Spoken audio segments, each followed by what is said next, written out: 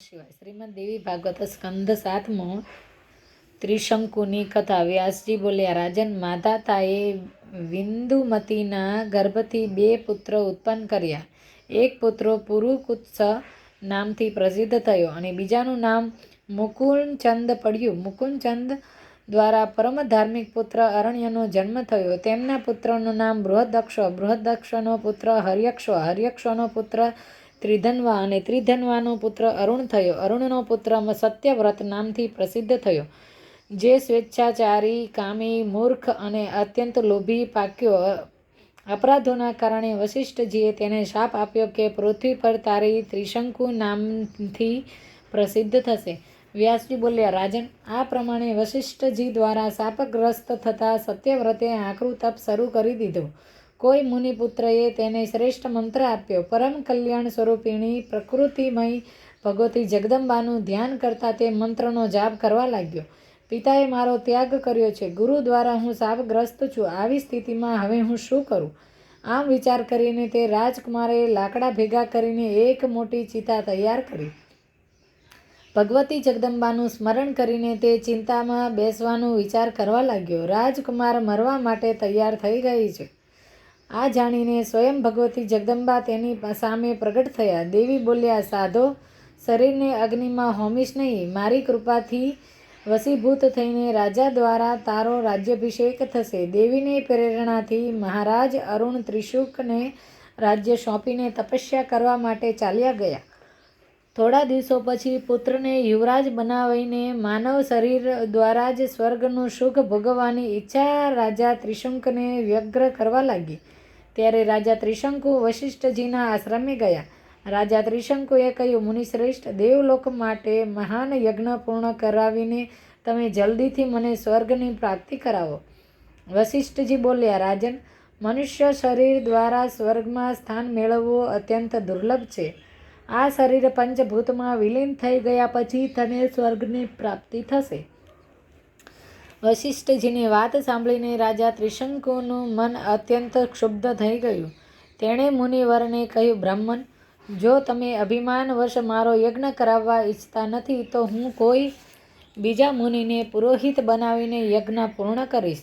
ત્રિશંકુનું આ કથન સાંભળીને મુનિવર વશિષ્ઠજીએ તેને તરત જ શાપ આપ્યો કે દુર્મતે, તું હમણાં જ ચાંડાલ થઈ જા.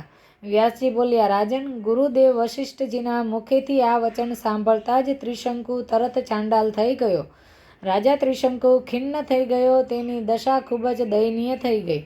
એટલે મુનિના આશ્રમમાંથી મહેલમાં પાછો ન જતા તે જંગલમાં ચાલ્યો ગયો. એટલે પુત્ર હરિશ્ચંદ્રને રાજા બનાવવામાં આવ્યો. વ્યાસજી બોલ્યા, જન્મેજય પુત્રનો અભિષેક થઈ ગયો એટલે રાજા ત્રિશંકુ ખૂબ જ પ્રસન્ન થઈ ગયા. કલ્યાણ સ્વરૂપિણી જગદંબાનું ધ્યાન કરતાં કરતાં તે પોતાનું જીવન પસાર કરવા લાગ્યા. આ પ્રમાણે થોડો સમય પસાર થઈ ગયા પછી વિશ્વામિત્ર મુનિ તપસ્યામાંથી નિવૃત્ત થઈને પુત્રો અને સ્ત્રીઓને જોવાના વિચારથી ત્યાં પધાર્યા. તેમની પત્નીએ તેમને કહ્યું, મુનિવર, આપના જ ગયા પછી તે ઘોર અકાળમાં મેં ખૂબ જ દુઃખદાયી સમય પસાર કર્યો છે. રાજર્ષિ સત્યવ્રતે મારા બાળકનું ભરણ પોષણ કર્યું. મારા કારણે જ વશિષ્ઠજીએ રાજા સત્યવ્રતને શાપ આપ્યો. કોપિત થયેલા તે મહાત્માએ રાજા સત્યવ્રતનું નામ ત્રિશંકુ પાડી દીધું અને તેને ચાંડાલ થઈ જવાનો શાપ આપ્યો. કૌશિક તે રાજકુમારના દુઃખી થવાથી હું ખૂબ જ દુઃખી છું. વિશ્વામિત્ર બોલ્યા, કમલલોચને, જેમણે ઘોર અકાળના સમયે રક્ષા કરીને તમારી ઉપર ઉપકાર કર્યો છે, તે રાજાને હું જરૂરથી શાપ મુક્ત કરીશ.